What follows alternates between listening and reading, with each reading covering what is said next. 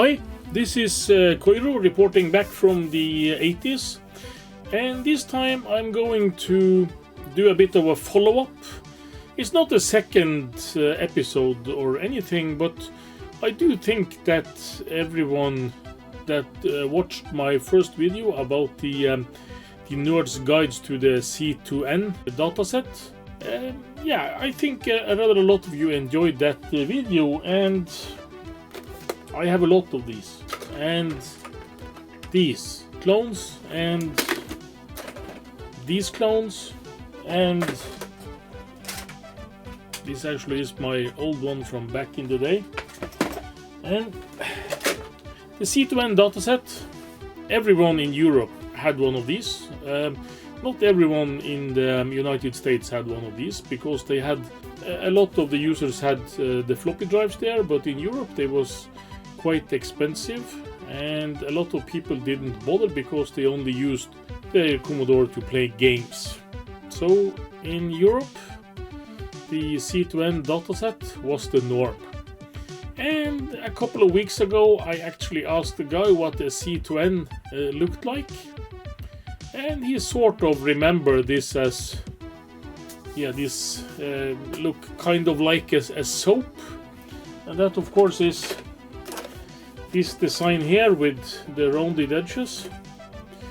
And I told him that there actually was a lot of models, and he said, nah, they're all the same. But I have about 30 of these, some original, some clones, and a good mix of both originals and clones. I don't own a dataset from the original pets, the old ones, and I do apologize to some of you. I do have some pictures here that is sourced from the internet, and some of these pictures I don't know who owns the right to these pictures. On the ones that I know where the picture comes from, and they're not my pictures, I have stated this in the video where there is a signature on the pictures themselves that tells where they come from. And in some cases I couldn't find out who the original source was. So in those cases, I'm sorry I have not been able to give you the credits for the photos. But I have, prepared some photos and some presentations, and I'm going to show you some of the details that shows how not a C2N is a C2N is a C2N. So let's get cracking on that. Yes, the question we are trying to answer today is, what does a C2N, or 1530 as they later was known, tape device actually look like? And as you can see here, they both use the name 1530 and C2N, and they also call this a dataset, not a data cassette recorder or cassette recorder or anything else. So it's the 1530 or C2N dataset unit. And what does this actually look like? And here are the boxes of the known units from Commodore. Of course, we have the boxes for the 1531 too, that was for the +4 range, but we'll get into that a bit later. But the box, the design of the box is recognizable from the first units to the last units that left the factory. So there is really no surprises there. They try to keep the same design, and this is also a design that, it crosses over to their original joystick packings and the packings of the original 1540 and 1541 floppy drives that also have the same kind of design. And you can see that here they, even though they alter this a bit, they keep the same design elements. And here they stated that this first unit is called the C2N cassette unit. And then they changed here to use the C2N cassette unit for the first of the new ones with the soap kind of design.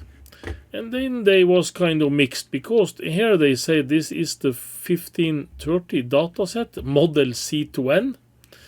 And of course they originally called this the C2N, so this is, I think this is interchangeable, and they probably discovered that themselves, because afterwards they call this the C2N dataset unit, model 1530. So you can see there are some changes here.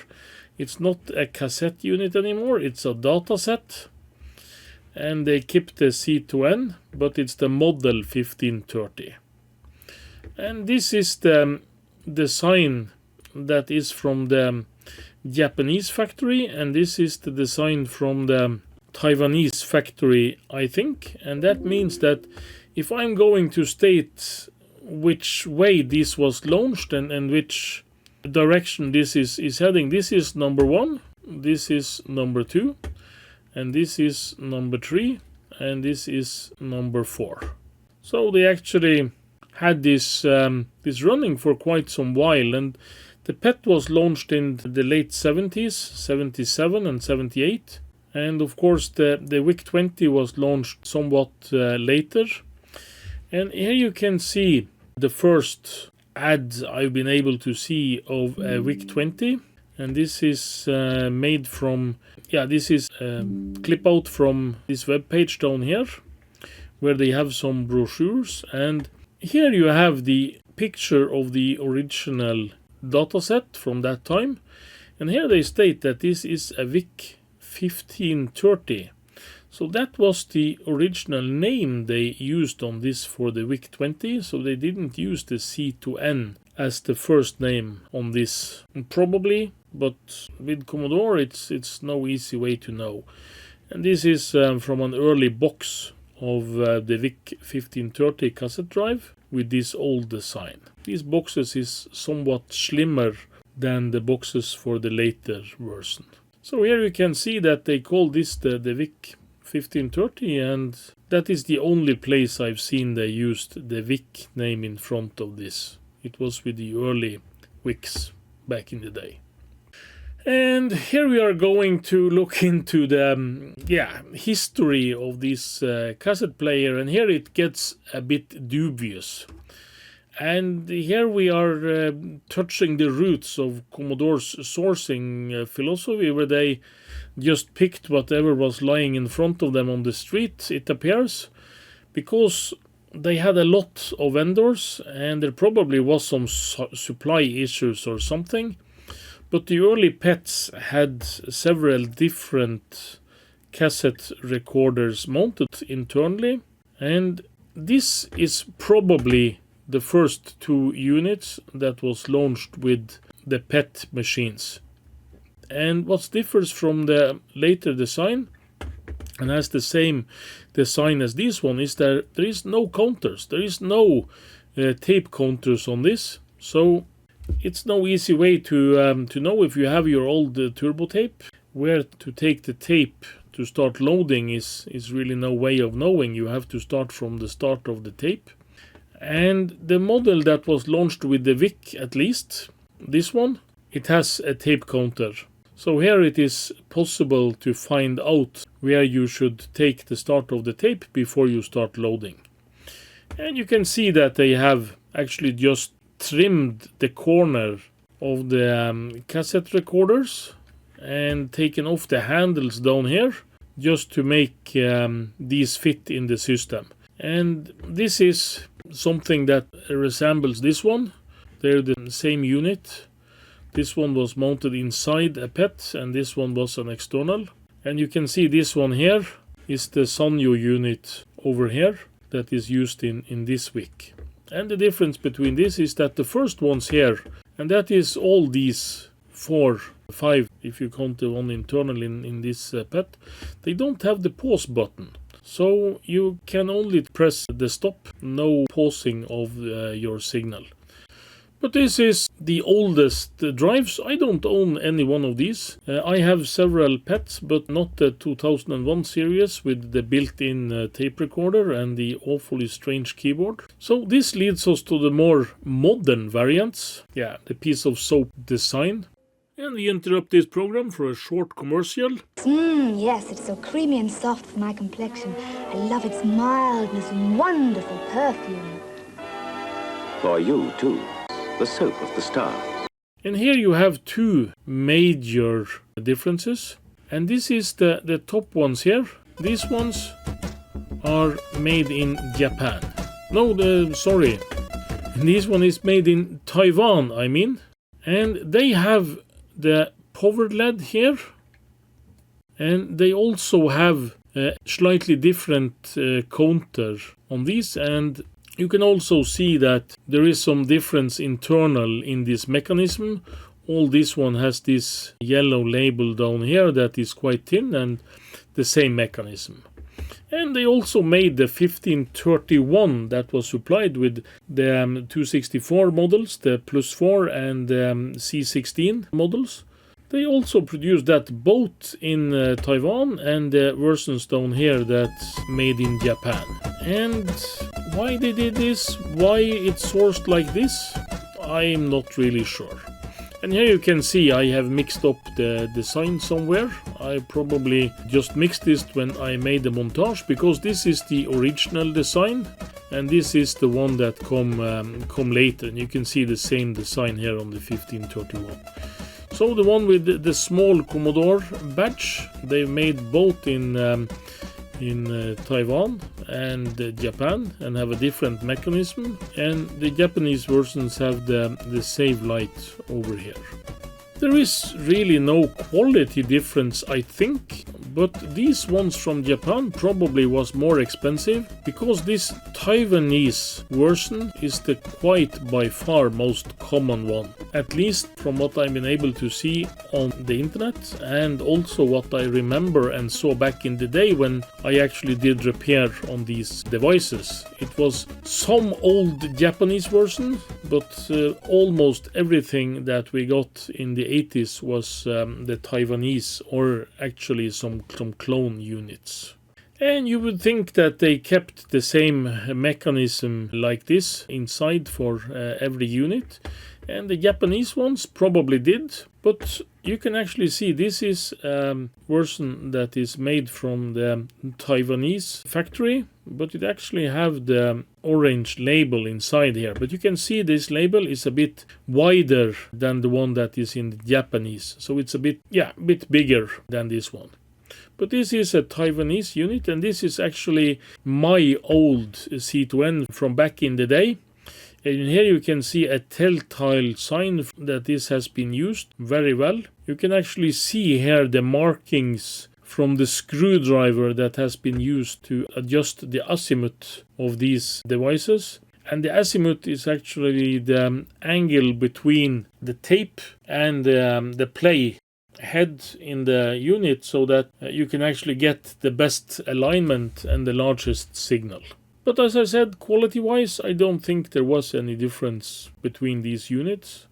The largest difference was because of you had some production spread, and also because people was adjusting the azimuth. And when things was working perfect with one turbo tape or one bought game, you probably was not able to load your turbo tapes that you saved yesterday. So then you have to adjust again, and then you couldn't load your original game, and so on. And that was the story of the 80s for a lot of kids, at least in Norway and England and probably some other countries too, where they didn't have the floppy drives.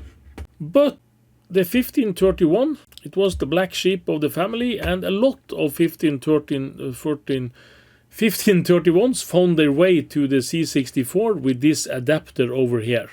Here you did plug in your 1531 and you put this into your C64. And this was sold a lot in Norway and other places in Europe, where they supplied 1531s with the black design with C64. And on the internet, and this is something I've never seen before, it's a totally strange thing to me. You have the Taiwanese version of the 1531 was also made in white. So you can see this is actually a white 1531. You have the right connector for a 1531, but everything else looks 1530. So what was they thinking? I don't know. And this is an adapter that is more modern, and this is something that actually now sold on the internet, and that is to make an ordinary 1530 fit in your plus 4 or C16. That is because these black models are somewhat rarer than the original ones for the the C64, of course. But what are they hiding underneath? And this is also some strange... You had this unit on sale for a very long time, and of course the injection molds couldn't last that long. But here you can see that they actually had different injection molds. This one and this one used on some 1513 ones and some 1513s from Taiwan. All of these are Taiwanese units, I suppose. They have the slightly different fastings for the lid and for the mechanism inside. The Japanese had a slightly different design, as we will see later. And here you can see that this is an old one, labeled cassette, that has this hole here. But you can also see a 1531 with the same design. And here it's labeled a Datasette, of course.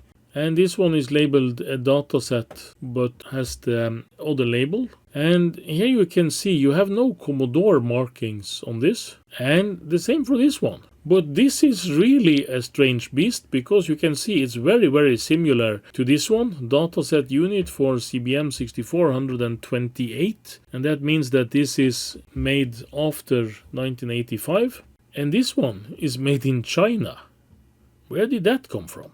Was there one batch that actually was made in China? It does have the same molds, it does have the same mechanism inside, but here it's stated made in China. What's going on there? I really don't know. And you can also see some of the FCC IDs on these units. They are marked a bit like what you know, because this is the same markings for C2N, and C2NA is the marking for the 1531 and the 1530. So how they did that, I don't know. When you change the plugs and the emission ratings, you really should change your FCC ID too, but why they did not, I don't know. And these units here, it's not stated with an FCC ID at all, and that is probably because this was sold maybe in Europe or some other where. Again, not sure.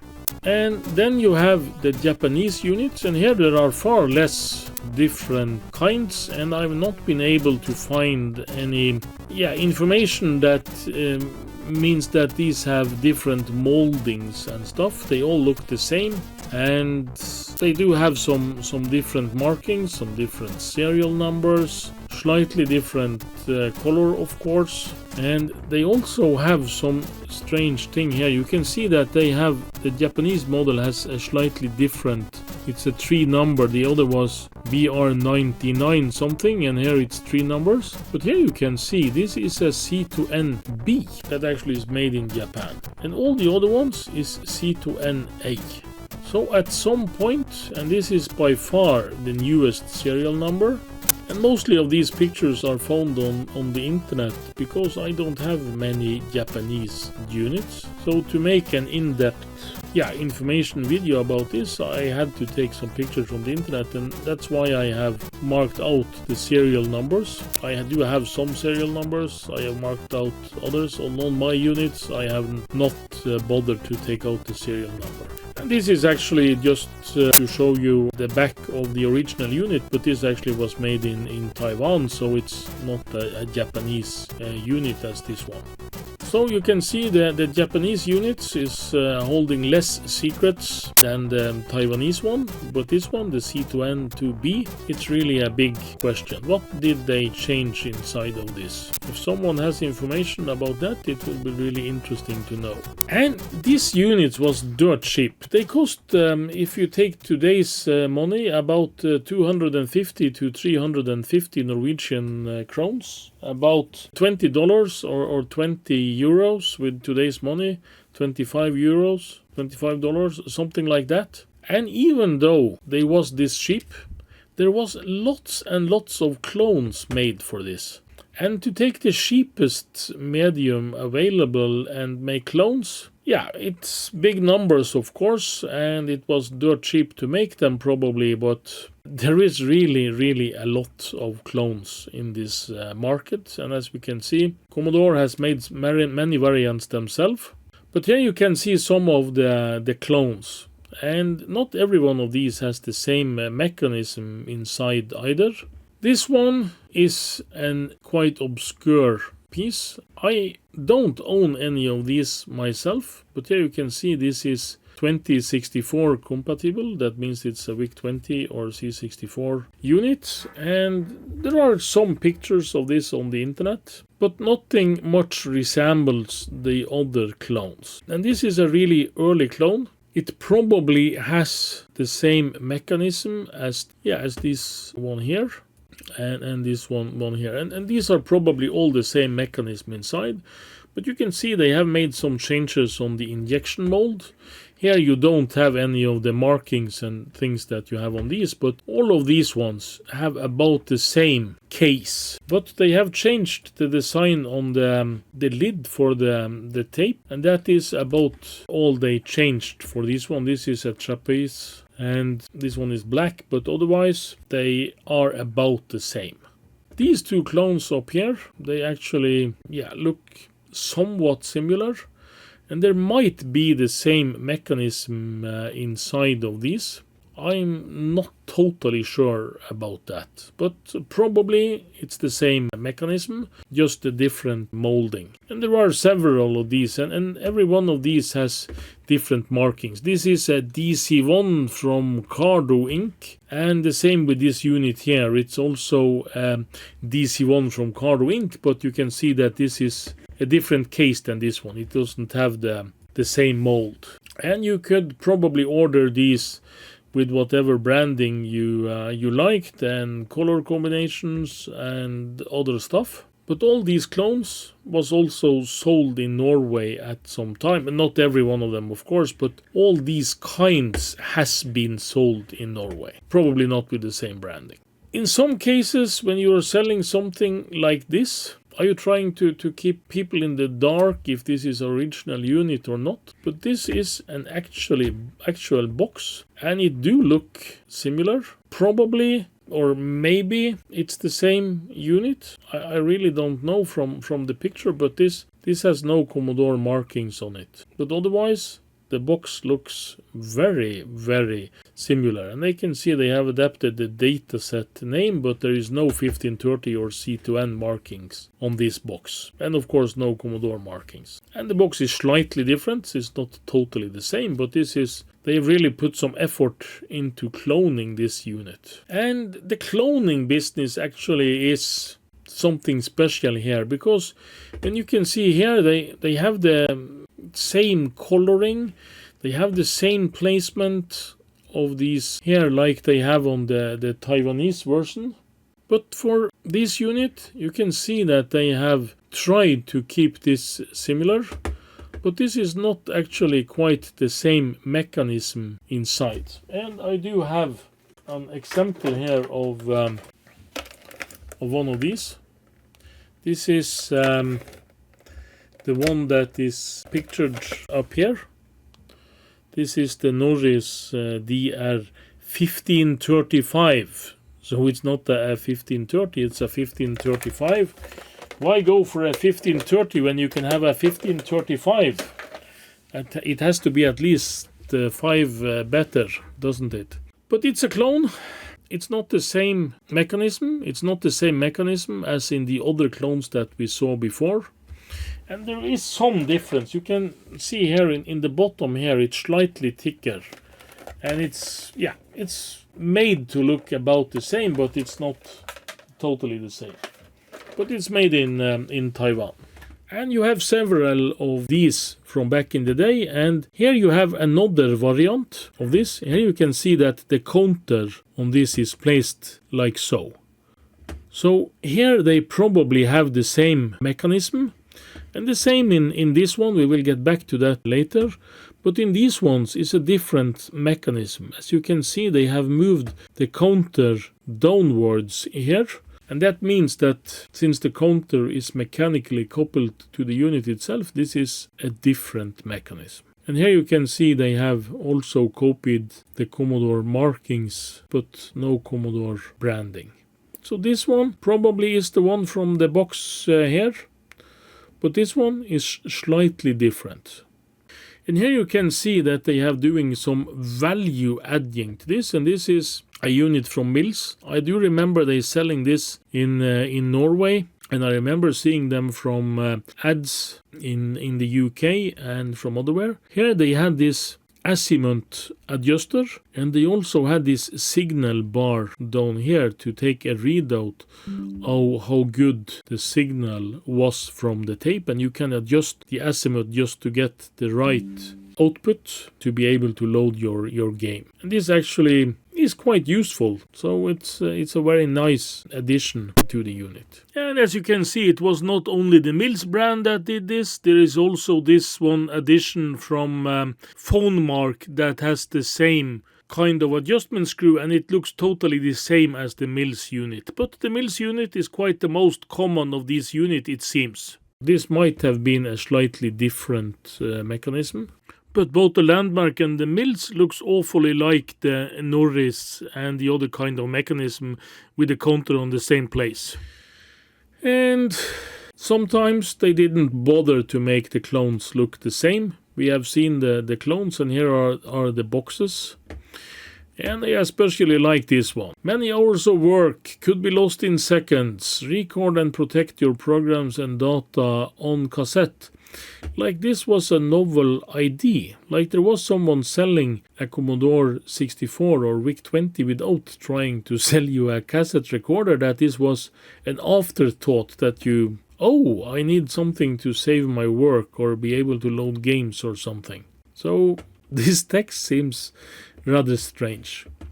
But here you can see about what I said about the box. This probably is about the same content in all these boxes, but with different labels. This one, the MTE, Taihib, Master, PhoneMark, Data Master, and here they actually have an in-depth show you what's the counter and what's save led and so on. So they're actually taking this one step further. Anyway, they try to keep this clone business as generic as possible. And now I'm going to show you just some pointers about azimuth adjusting and what azimuth is to a tape. This is not meant to give you a totally in-depth knowledge of azimuth, but azimuth can easily be described as this angle here. And this is the azimuth error. And the tape should be totally 90 degrees angular to the read-write head on the tape drive. And this is the same head that you can see here. So the tape should pass by like so in front of here, and this should be totally the right angle, 90 degrees to this opening here. And the azimuth adjustment on a C64 was actually done, yeah, like you had this one here. You actually had a screw that was fixed here to the base. And this was fixed, and down here you had a spring, and you had one screw here that was fastened inside here and through the spring. And when you put a screwdriver to here and turned on this knob, you actually changed the direction of this side of the read-write head up or down and changed this angle somewhat. And of course this screw was sometimes unscrewed, the screw was destroyed, the plastic was destroyed, this was bent, and there were really a lot of issues. And there also was some issues with the tape speed, so how fast the tape moved in front of the head. And that you couldn't adjust from the outside, that had to be adjusted from the inside. And of course, as the rubber bands got old and lost some of their elasticity, you also got what is called WOW and differences in the speed. Because on a tape that has a long tape that needs some force to drag in front, and if you have a worn cassette tape or bad quality cassette tape, it will take more force to run the tape in front of the head, and that means that it would play with a slower speed. And that of course also was a big problem. So no in-depth guide to azimuth and tape errors. That we can do some other time if you are into that kind of stuff. And of course, if there is an opportunity for someone to earn an honest buck, they will do that. So there was many vendors or manufacturers of azimuth kits for the C64, and it was a really innovative way of packing a screwdriver and a tape. And sometimes it also followed the game with a turbo tape loader, so that you could actually test your tape drive against something. And this is not, as I said in the beginning, our first take on the C2N, and probably not our last.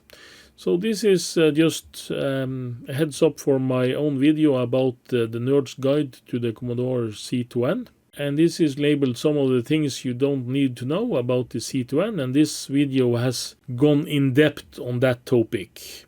A lot more things you didn't need to know about the C2N, but I still wanted to tell the story, as this really was a big part of many people's youth back in the 80s. So, thanks for watching.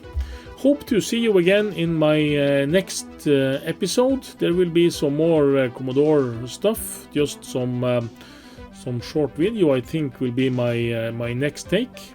So, see you in the next one. Thanks for watching.